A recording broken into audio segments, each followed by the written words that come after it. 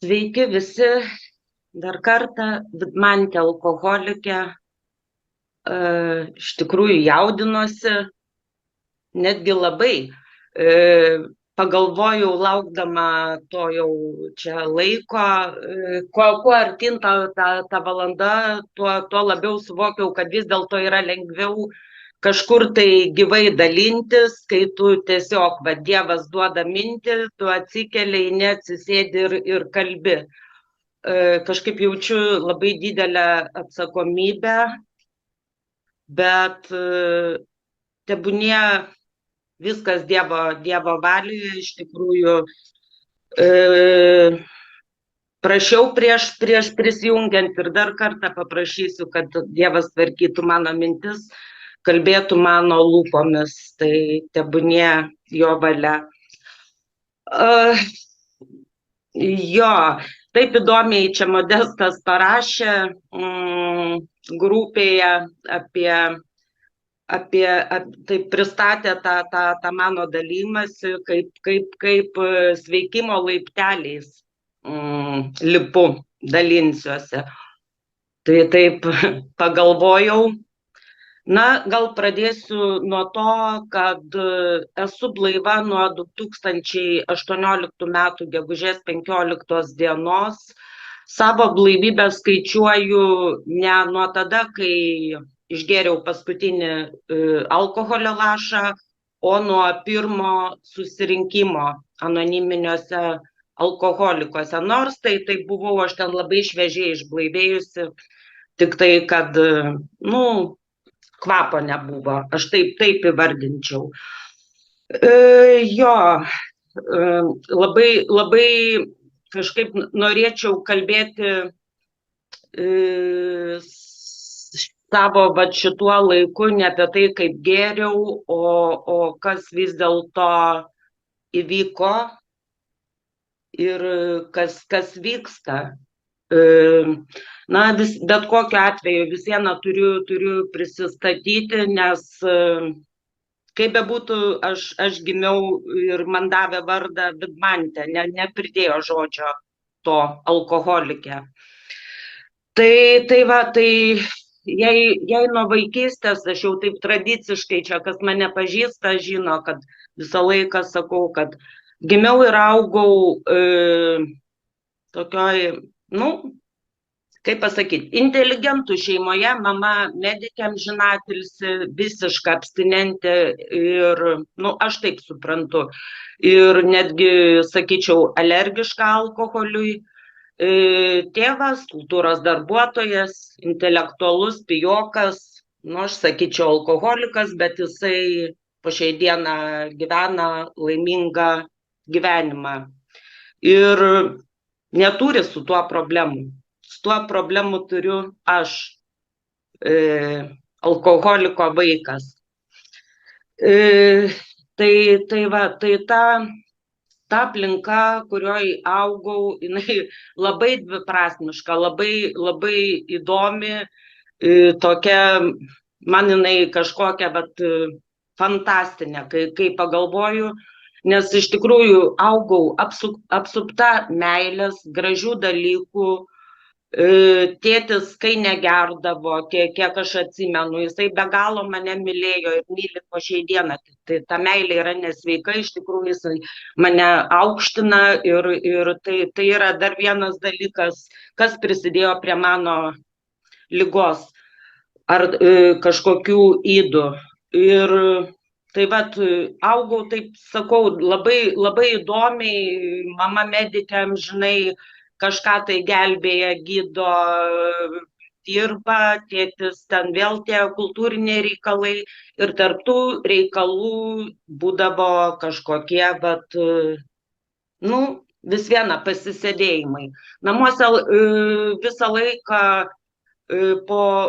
pas mus rinkosi daug tų intelektualių žmonių, ten po renginių tai aktoriai, tai kažkokie meno darbuotojai, tai tie patys ten gydytojai, tai ten dainininkai, tai dailininkai, tai kunigai, augau šitokioj toj aplinkoj, apsupta, sakau, ten daug tų vat, namuose, kuriuose buvo labai vertinami va tie visi dvasiniai dalykai.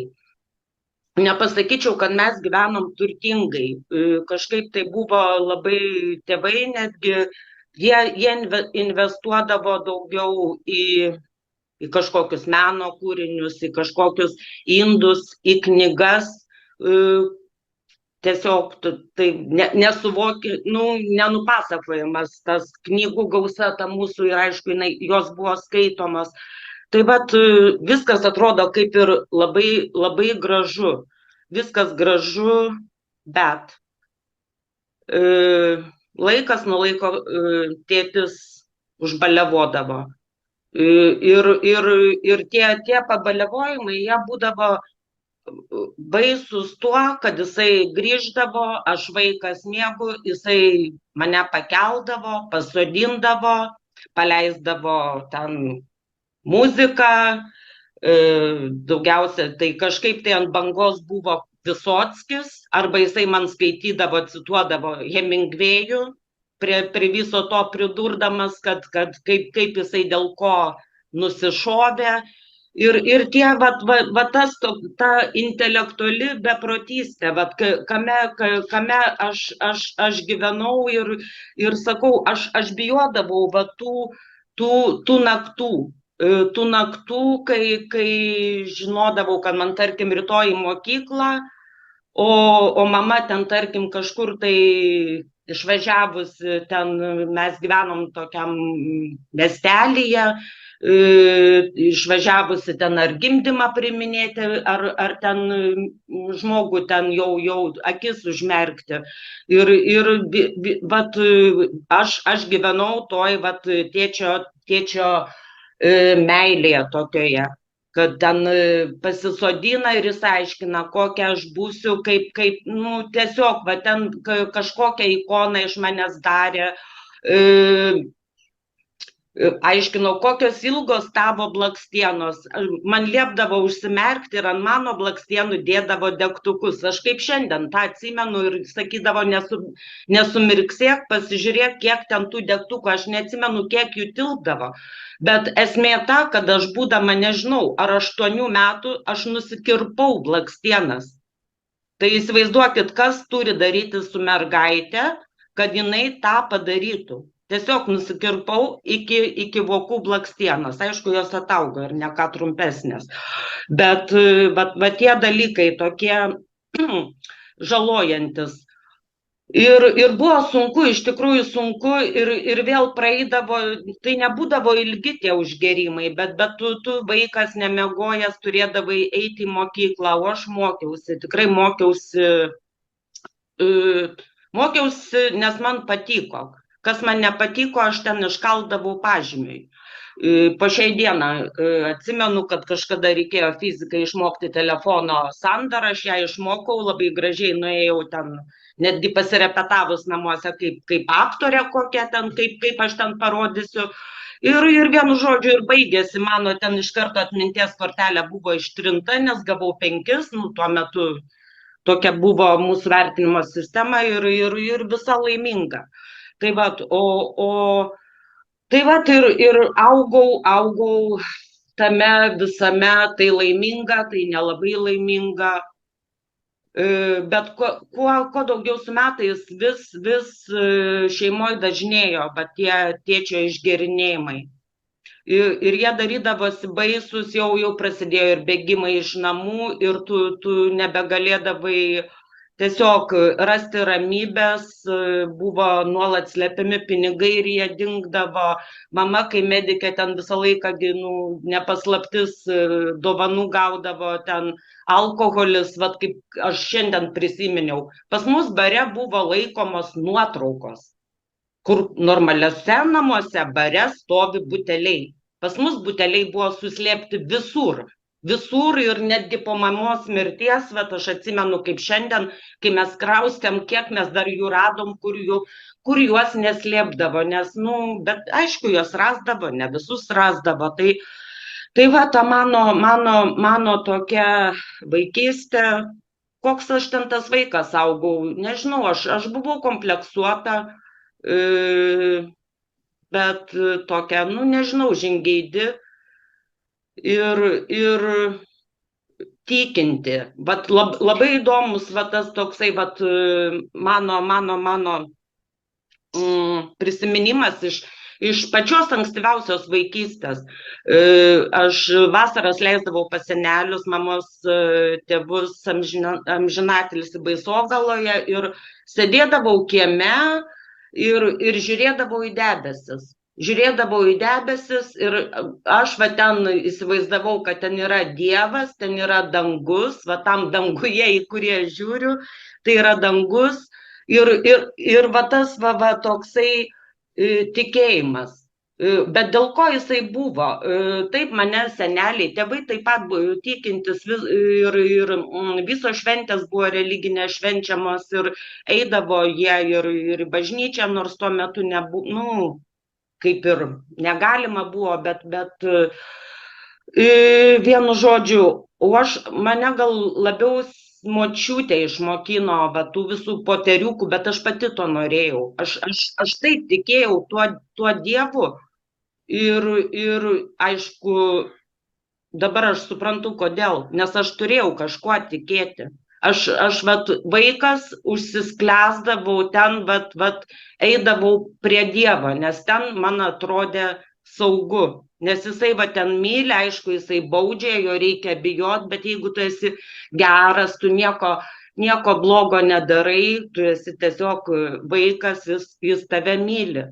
Ir mano maldose su metais atsirasdavo, aš po šiai dieną, bet tai jau nežinau, 40 su viršų metų, kiek save atsimenu, tą darau, žodžiu, visą laiką vakare malda, Tėve mūsų, Sveika Marija ir amžinatilis. Amžinatilis atsirado tada, kai pradėjo mano mylimi žmonės išeiti.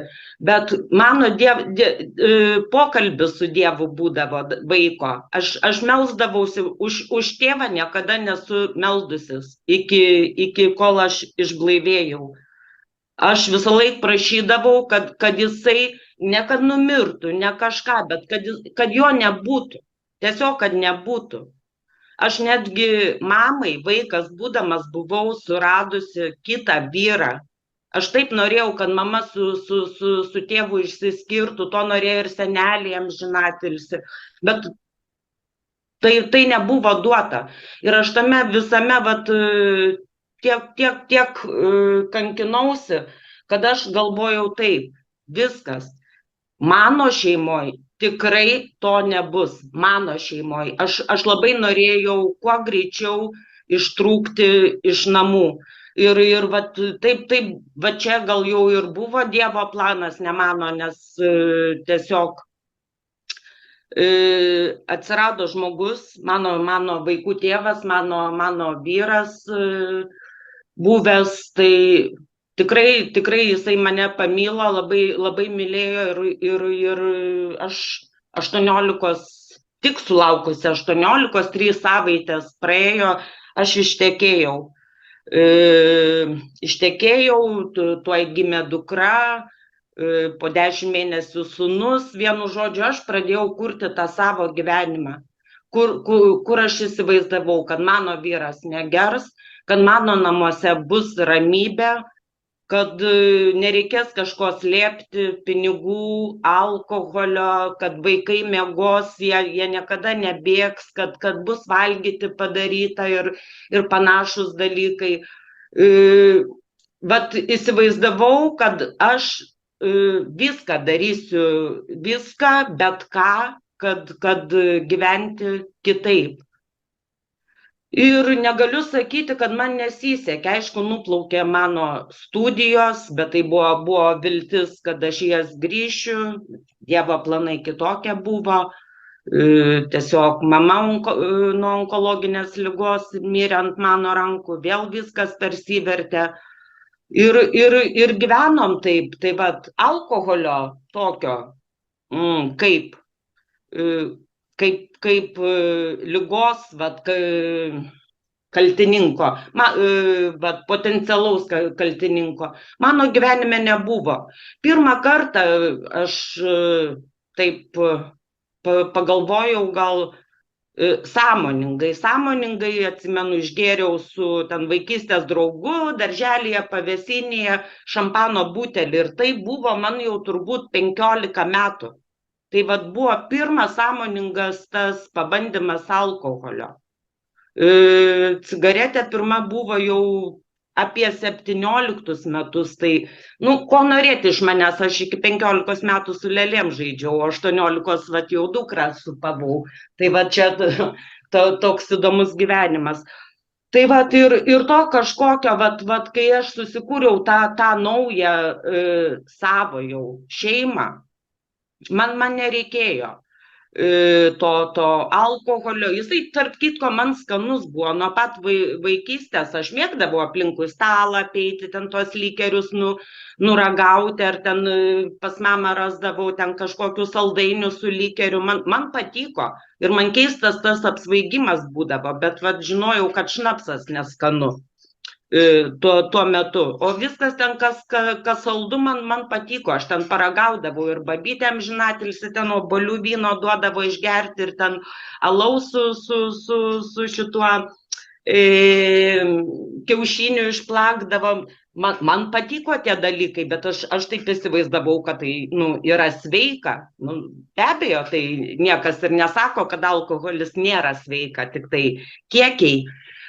Ir tai vat, ir ką buvo, sakau, namai, vaikai, po to atsirado darbas ir kaip tik papuoliau į tokį kolektyvą, kur kažkaip labai buvo toleruojamas alkoholis. Ta mūsų kontora, kaip sakau, Šaraškino, va ten tikrai administracijoje alkoholis liejosi laisvai. Ir tas man buvo labai keista, aš taip nebuvau mačiusi. Ir nepasakyčiau, kad man tas patiko. Ir nepasakyčiau, kad aš ten norėjau labai gerti iki tam tikro kažkada tarpais, bet man visą laiką buvo tuo momentu svarbiau šeima, kad po darbo lėkti pas vaikus, tiesiog kažkaip tai man darbas buvo tik tai tiek, kad uždirbti pinigus pareigingai, o visą kitą džiaugsmą aš rasdavau šeimoje. Bet tai ėjo laikas ir tiesiog su laiku atsirado tokių irgi vėlgi tų intelektualių pijokų, kur mes šeimom draugaudavom. Ir ten jau prasidėdavo tie normalūs pabaliavojimai. Tie pabaliavojimai, kai jau tu, tarkim, kažkur tai tvarkingai namuose žinai, kad tu ten grįši iš svečių su taksu, vyras šalia, mes ten kompanija, gera muzika, žodžiu, skanus maistas. Ir ant rytojaus mes kažkur rinksimės jau daryti pachmielą ir prisiminti, kaip ten vakar buvo, kažką tai pasijuokti, kažką tai pasilasdavoti. Ir toks buvo, prasidėjo tas gyvenimas. Tas gyvenimas jau vaikai buvo paaugliai, jau, kaip sakau, jau jie nekrūtim žindomi. Ir ta prasme, nes kas dėl to dalyko, kaip moteris alkoholikė, ir santykis į vaikus, tai aš netgi užbėgsiu įvykiams į akis ir pasakysiu, aš prasigėriau tada, kai jau mano vaikai buvo visiškai suaugę. Ir tai buvo vienas iš tų, kaip suprantu, mano ligos, psichinės, dvasinės ligos, tų adatėlių, kodėl tai vyko paskui su manim. Tai ir buvo tie smagus tokie pabuvimai, tie, sakau, kelionės, koncertai roko, ten kažkokie ekskursijos, sakau, mes gyvenom smagiai ir atrodė, ko trūksta. Bet su laiku, ir tas buvo taip apie mano 33 metus, aš kadangi augusi medikė šeimoje ir truputėlį sugrįšiu į tą savo vaikystę, ką aš mačiau augdama tam miestelyje, labai aiškiai nuo vaikystės mačiau. Ir man tas buvo labai baisu, moteris alkoholikė. Aš matydavau, kaip atrodo gerianti moteris. Aš nekalbu apie tos dalykus, kad ten pamušta akis, praskelta ten kažkas, tai ten tie tokie, ten kažkokios mėlynės ar kas, tai čia nesiskaito, čia žodžiu fasadas. Bet aš dėka to, kad sakau, mama medikė, aš pažinau, kaip atskirti žmogų. Kaip keičiasi žmogaus eisena, kaip nyksta raumenis, kaip deformuojasi veidas, sausėja oda, ten plaukai jau nekalbėti. Bet man tas užsiakcentavo ne ant tų vyrų, kur už parduotuvės kampo vaisiuką gerdavo nuo ankstyvo ryto, o moteris, kur eidavo ir ta eisena, tas sakau, kojos statymas. Man tiek užsifiksavę buvo ir tai baisu. Ir atėjo laikas, kai aš pradėjau, ta prasme, pajusti kažkokius simptomus. Aišku, mes pasilasdavodavom ten po gero baliaus, kad sakom, aha, čia jau kažkas tai, tresučka ar kažkas, bet man tas buvo baisu. Ir po to atėjo laikas, kai 20 metų be kelių dienų pragyvenusi su buvusiu vyru, mes išsiskyrėm dėl kito žmogaus kaltės, mano ten kaltė buvo, jeigu šiaip. Ir tiesiog atsimenu, mes grįžom po teismo, jau pasiėmė dokumentus, vaikai pilnamečiai, dukra jau studijavo Vilniuje universitete, sūnus kaip tik jau paskutiniai metai čia turėjo būti mokslus baigti ir kažkaip tai jisai turėjo išvažiuoti į užsienį dirbti ir kažkaip tai grįžom, mes taip apsikabinom, čia šitam būte jisai sako, žinai, Vidmante, gal mes, sako, draugai liksim, o gal tiesiog ir susieisim po kažkiek metų vėl.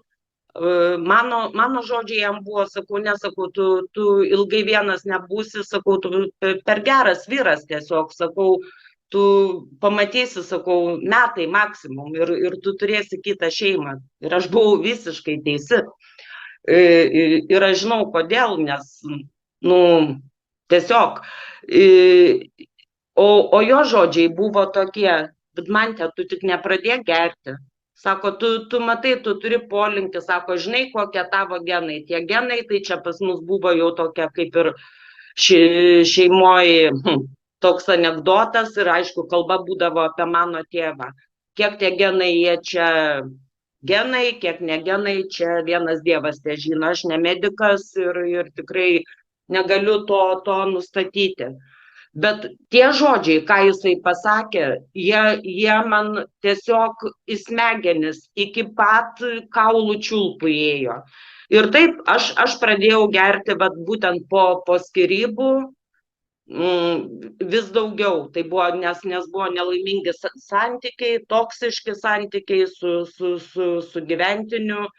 Ir to alkoholio daugėjo ir po to aš supratau, dėl ko jo ten daugėjo, tiesiog tai buvo patogu, jam patogu, kad aš nematyčiau kažkokių dalykų, nes ten buvo verslai ir kiti dalykai, ir pasirodo ir kita moteris šalia.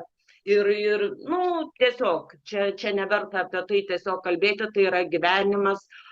Bet aš visam tam pasidaviau. Aš pasidaviau ir iš dalies tais paskutiniais metais kažką tai mano sūnus matė daugiau, nes dukra jinai buvo Vilniuje, jinai studijavo, jinai studijavo įvairiai, kaip jai ten išėjo, bet, žodžiu, viskas ten gerai buvo. O tuo metu prasidėjo palengva mano degradacija. Ir to alkoholio buvimas, ir kaip aš šiandien suprantu, aš visą laiką skandinau skausmą. skausmą, kad aš negaliu valdyti tų santykių, kuriais aš taip šventai tikėjau, negaliu valdyti to žmogaus elgesio ir aplamai, kad tas gyvenimas tapo nevaldomas ir čia darėsi tragedija. Vat nikau, pradžioj tai padėjo, nes alkoholis, jisai man, kaip minėjau, skanus, tarp kitko, aš gerdavau tik stiprius gėrimus, galėdavau aš ten vyno taurę išgerti ar ten šampano kelis gurkšnius, bet aš tų dalykų netoleravau, aš geriau viską, kas stipru, ir buvo labai stipri tolerancija alkoholiui, labai dideli kiekiai, galėdavau su vyrais gerti ir kaip nekeista, ten nesirgti pradžioj ir buvo įvairių dalykų, bet tai vyko ir kuo toliau, tuo baisiau. Kiek aš čia laiko turiu taip įsiplėtusi. Aha, ir kągi, nu tai palengva, aišku, ne per vieną dieną. Tas mano degradavimas, jisai, aš dabar kaip pagalvoju, jisai vyko ilgai ir nuobodžiai, jau nuobodžiai, apie 10 metų. Tai aš save, žodžiu, žudžiau. Aš sąmoningai, nes aš žinojau alkoholio žalą, aš žinojau, kas yra moteris alkoholikė, kaip moteris greitai pripranta prie alkoholio, kas manęs laukia, nes aš vartoju antidepresantus ir žinojau, kad vaistų ir alkoholio, tarkim, maišymas prie ko veda, kad jau ir tie vaistai nuo depresijos, jie kepenis apkrauna, o čia dar gelta persirgusi kažkada vaikystėje, jau galvoju, kepenis ir taip mano, jos yra kažkiek pažeistos, o čia, žodžiu, daug visko supratau, bet kas iš to? Man patiko tas mano sadomazochizmas. Vat, žinai, kad save žudai, tas pats kaip rūkymas. Žinai, kad kenksminga, bet tu rūkai, faina. Nežinau, dabar ne fain, dabar jau aš priklausoma nuo to, jei galėčiau, nerūkyčiau. Bet tai čia gal Dievas kažkada patrauks tą. Tai vat, ir kankinausi taip iki, sakau, vat 2017 metai, atsimenu, buvo nauji metai. Aš buvau viena tuose namuose, jau sugyventinis mane ten palikęs su trenksmais, netgi iš darbo, iš pirdolinės mūsų bendro. Ir aš turėjau tada fleškutę. Nauji metai, viena namie. Ir jinai netgi buvo nepilna. Ir aš taip pagalvojau. Aš žinau, aš meldžiausi ir sakiau, Dieve, aš turiu kažką keisti, kažką daryti. Ir tu daryk su manim kažką tai, kad man užtektų tos fleškutės, nors aš nebuvau niekad ta, kuri ten kažkokių, aš načnikų nežinojau, aš nežinojau, kad gali taksistai atvežti alkoholio, aš tokių dalykų nežinojau. Aš ta buitinė alkoholikė, kur kažkada gražioje aplinkoje gėrusi, paskui ten barai, restoranai, kaip sakau, bet šeimoje, gražioje aplinkoje, o paskui viena pati su savim, su savo gailesčiu, su savo gėda, su savo saviplaka, baimėm. Tai vat, ir atsimenu aš puikiai tuos naujus metus ir aš išgėriau ten tą fleškutę, kaip išgėriau, aš ją į lovą atsinešus, nes paskutiniu metu tai buvo labai patogu, ypač kai tu viena gyveni, nebereikėjo alkoholio slėpti. Nereikėdavo nei skalbinių dėžę, ar ten kažkur tai, kur paskui neatsimeni, kur pati ten slėpiai o čia savo pasidėjai tą fleškutę, po lašiuką ir ten kažką žiūrėjau, nežiūrėjau, bet tą atsimenu. Bet nebuvo man dar duota, nebuvo duota, o kentėjau nesvietiškai. Nesvietiškai, nes kančia buvo begalinė. Aš, kaip atsimenu, veidas supurtęs. Tiesiog oda tempia, kapiliarai išryškėja, liežuvis geltonas, akis pradžiai raudonos, paskui jau gelsvos. Čia tavo, protas supranta, kad tu jau vaikeli eini link, kažkas su kepenim darosi, baimė ir purto tave, tu nenori gerti, negerti negali. Kad nueiti į darbą, tu turi vis vieną, ką ten į darbą, tu atsikėlęs turi padaryti 50, kad tu dantis galėtum išsivalyti ir tai tave ten taso. Tai va tie tokie dalykai vyko ir kankinausi, aš nebenorėjau gyventi, nes aš supratau, kad aš nemoku gyventi, aš nemoku viena gyventi, nes aš niekad viena negyvenau, čia vėlgi yra priklausomybė nuo santykių, kai aš vėliau išrišau, nes tą atsinešiau iš vaikystės. Ir negaliu, aš nepakėliau tos vienatvės, tos gėdos, kur atrodo visas miestas žino, mato, kad tu geri, kad tave paliko dėl kitos, kad ten, tokia beprotystė, ir tame visame, aš tame visame jau negyvenau, ten jau egzistencija, vegetavau, aš galiu taip pasakyti, bent jau dvasiškai ir psichologiškai aš tikrai vegetavau. Jaučiausi visiškai žlugusi, nesvarbu, kad aš turėjau dar kitą darbą, kad aš turėjau namus, kad vaikai užauginti, kad būtas apstatytas, tvarkingas ir valgyti yra ką, ir ten tas veidas nupieštas, ir apsirengusi, atrodo gerai, viskas kaip ir gerai, bet nieko ten gero nebebuvo, ten tik tai tas fasadas, kur sakau, tas tinkas byrėjo ir nesilaikė, o kančios nesvietiškos. Ir tiesiog nebežinojau, ką daryti. Visame tame, visą tą laiką, aš buvau maldoj. Visą laiką, kad ir kiek girta, kai atsimenu, jau ten lova sukasi, kojas stabdai lovą, butelis po pagalvę, tu meldiesi. Kiek ten dasimeldi, jau plionkę trūksta. Žodžiu, bet tu meldėsi. Tai bet ir galvoju, Dieve, kaip yra baisu, tai jeigu yra tas dangus ir ten mama amžinatelis seneliai, jie mato mane tokią degradavusią, baimę, kad vyras sužinos buvęs ir kad aš tą tokia tapau.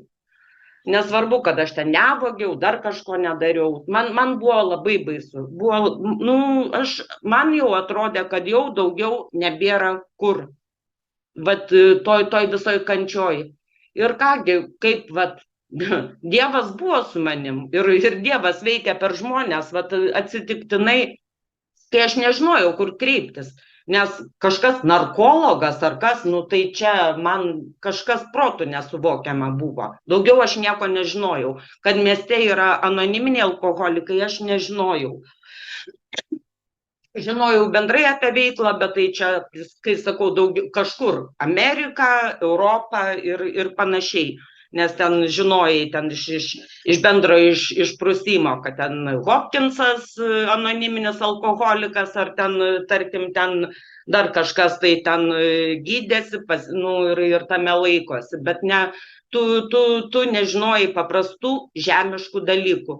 Ir toj visoj beprotybei, iš tikrųjų atsirado žmogus mano gyvenime, mes tiesiog, vieni per kitus susipažinau su žmogum, kuris pasirodo buvęs alkoholikas, dabar anoniminis alkoholikas.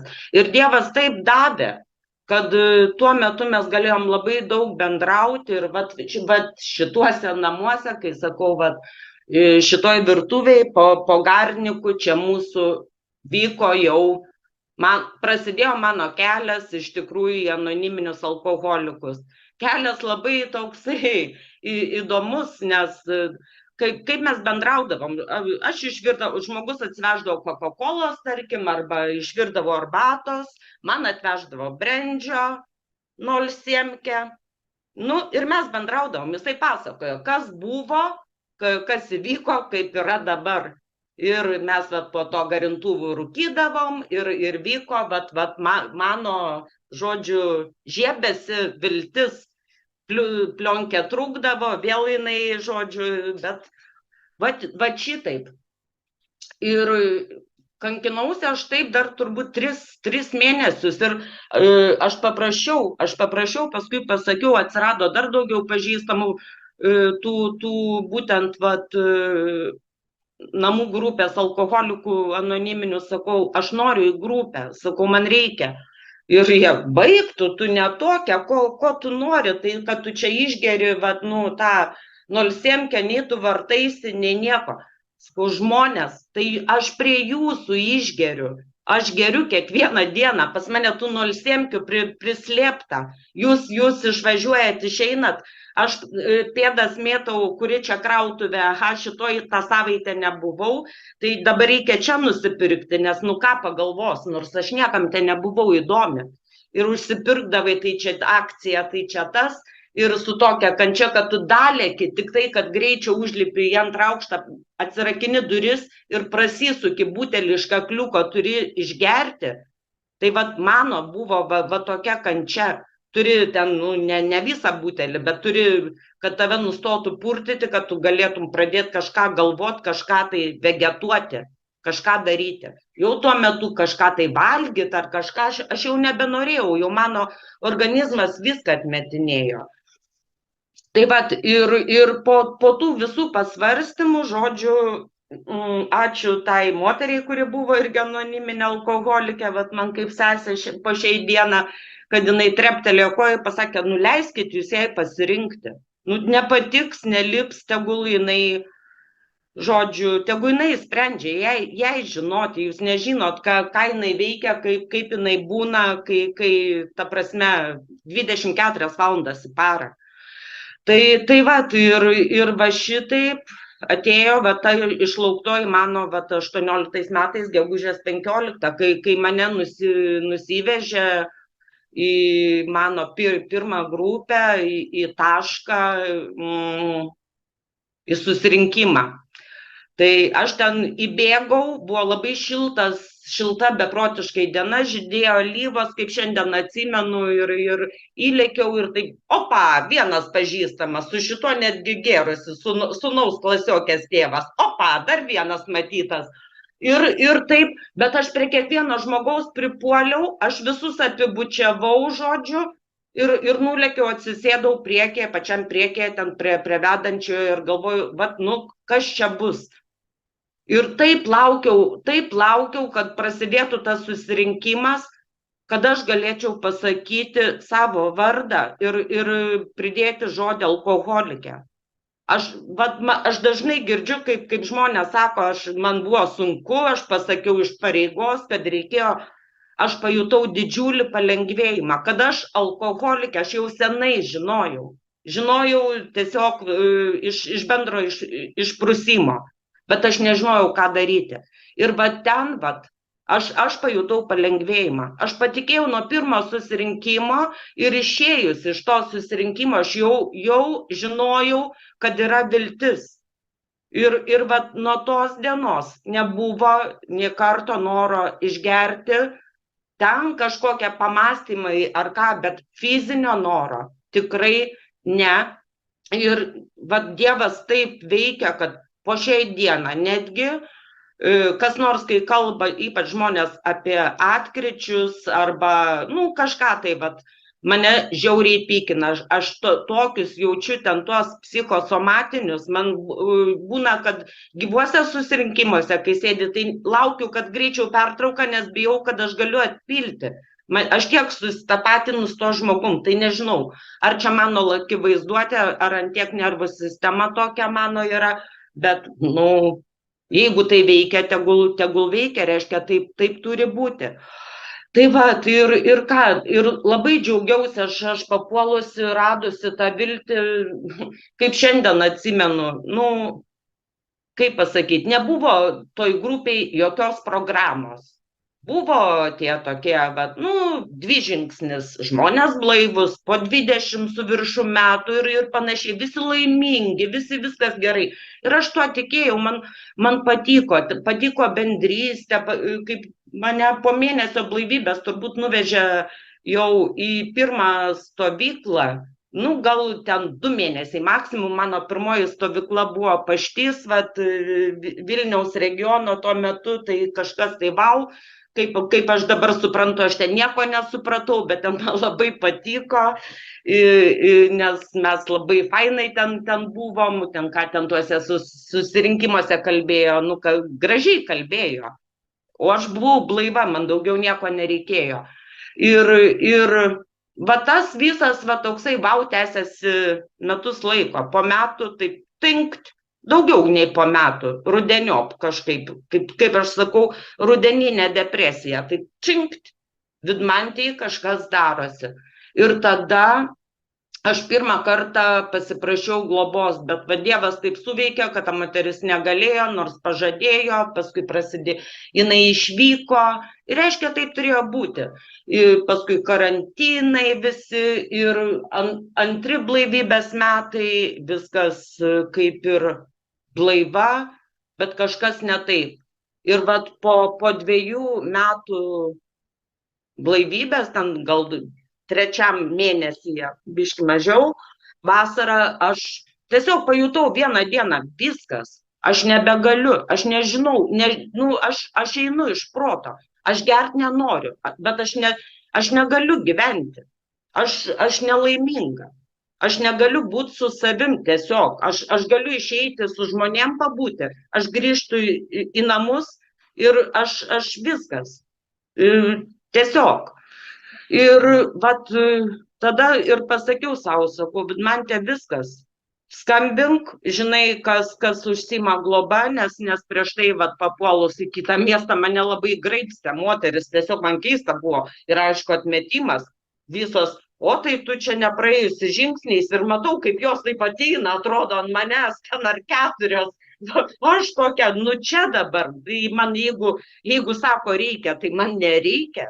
Ir tai va, ir paskui tai primečiau tokio kažkokio atrankos, nebuvo kažkokios, tik tai pagalvojau, su šita nenorėčiau, kažkas man ten bio laukai nesuėjo. Ir galvoju, nu kam čia, ir paskambinau ir sutarėm, sako, gerai, darom. Ir netgi taip gavosi, kad aš tą patį vakarą į autobusą per 15 minučių ir aš atsiradau pas globėją ir mes pradėjom žingsniuoti. Tai va, ir sekėsi, ir dariau, ir šventai tikrai, va, nu, kaip supratau, tikėdama tuo, ką dariau. Greitai mes tą visą dalyką pabaigėm ir tikrai jutau pojūčius, bet po to, ką aš išgyvenau po to, vat, vėlgi, po pabaigusi darbą su globėja, po to jau, kai jinai pasakė, ar tu supranti, kad jeigu tavęs globos kažkas paprašys, tu negali atsakyti ir panašiai. Po kiek laiko mano sąmonėje pradėjo kažkas virti, bet ne tuo metu, kada tu dieną, sakau, sąmoningas, aš pradėjau sapnuoti košmarus. Aš pradėjau tokius dalykus sapnuose išsapnuoti, kad aš pabusdavau tiesiog visą purtydamasi. Tai aš supratau, kiek dalykų iš tikrųjų buvo mano neišrašyta ir jie tiesiog elementariai jie buvo užmiršti dėl kažkokio bloko, kad tu tiesiog blokavai save, kad pamiršti, arba jie buvo ištrinti, paskandinti alkoholiu. Ir va tada prasidėjo toksai, buvo labai toksai, man jisai savotiškai baisus, aš skambindavau, pasakodavau globėjai, ar čia normalu, sakau, gal aš iš proto kraustausi. Ir daug tokių dalykų, ir kaip pasakyti, bet tai veikia ir sakau, buvo liktai tokia euforija, paskui įsinulinau ir ką supratau, nu tai turbūt, ką mes ir visi tą žinom, kad tas, praeiti žingsniais, tai yra, kaip pasakyti, aš praėjau žingsniais. Tai, tas pats, kas nuėjau į parduotuvę ir kaip seniau parsinešiau butelį. Tu turi gyventi tuo. Ir tavo gyvenimas, tavo gyvenimo kokybė, tą blaivo gyvenimo tonu, tu negeri, bet kaip tu gyveni? Ar tu gali gyventi, pats su savim? Ir tie dalykai, tai ir taip ir sėkmingai, sakyčiau, dirbu su savim. Vieną dieną sėkmingiau, kitą dieną pamirštu. Vieną dieną būna netgi ir Dievą pamiršti, paskui kol kažkas tai neatsitinka, galvoju, aha, kas čia buvo, ar pasimeldėjai, ar padėkojai, ar puoliai stačia galva, bėgai kažkur tai kažką darėjai. Tai ir ką dar tokio atsiminiau, tiesiog ko gal nepaminėjau, kaip sakiau, aš kaip deklaravau, kad aš nuo vaikystės tikinti ir tikrai tikinti, aš ir savo norų pirmos komunijos ėjau, pati mokiausi ten tos poteriukus ir ten tie visi dermavonės ir visi kiti dalykai. Tai vyko mano iniciatyva. Bet ką aš supratau trečiam žingsnėje, ta prasme, man iš viso, man tai buvo labai lengva. 1, 2, 3, aš jau faktiškai ten juos, aš kaip suprantu, aš jau juos išgyvenus buvau. Man tik reikėjo ten kažką tai, tiesiog iškalbėti. O ką aš supratau aiškiai ir po šiai dieną, kad aš buvau Dievo baiminga. Aš bijojau Dievo. Nes aš tai buvau išauklėta, kad bijok Dievo, Dievas baudžia. Ir kas persivertė manyje, kad Dievas yra visą laiką kasdienybėje, kiekvienoje akimirkoje, tai yra mano draugas. Jisai mane myli, saugo, globoja, linki man gero, tik tai aš turiu nepamiršti jo. Tiesiog. Ir prašyti, kad jisai tvarkytų mano mintis, kalbėtų mano lūpom, darytų mano rankom, eitų mano kojom ir būtų visame kame su manim, kad neleistų pirmą jo bėgti. Nes mano ligotas tas protas, kiek aš čia to alkoholio nevartoju, nesvarbu, mano psichika yra tokia, kokia yra. Ir tie visi būdo trūkumai, kad ir kaip aš su jais dirbau, aš visai netapau ir netapsiu niekad tobula ar kažkokia dieviška, viskas yra. Ir tie dalykai, tai yra viskas Dievo valioje ir su Dievo pagalba, nes kitaip aš jau, kaip pasakyti, scenarijų prisikūriau, aš jau pribuvau Dievas, prisifantazavau, prisidariau ir ko pasiekoju nieko gero nesigavo. Tai gal tiek?